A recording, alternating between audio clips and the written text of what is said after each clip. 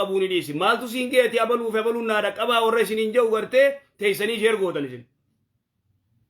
maa quraanan qaraan maa bika kheyrii seentee waan dhaggeeffan ati zalaalam gartee umrii tee nama jala deemtee sheer gootee namaa laayikii gootaati billaa aleek teessee yeroo tee maatti hin fayyadam deemtee maan dalagan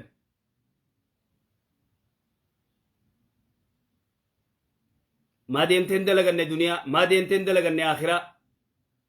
معلومات جگرته زلالم عمريته نما جلته نما افدي بيرويت ترى تك شير غورتاف ترى تك غرتي لايك غوتاف ترى تك غرتي مار رنگيا گزي نيجي فوته غرتي شير رغوت هذا من اكبر الجهل واللالم راتو تنامبه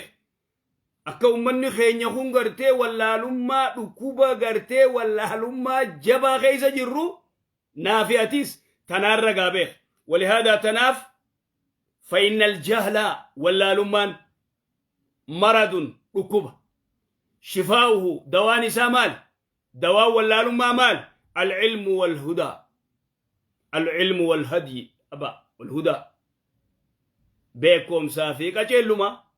علمي بردو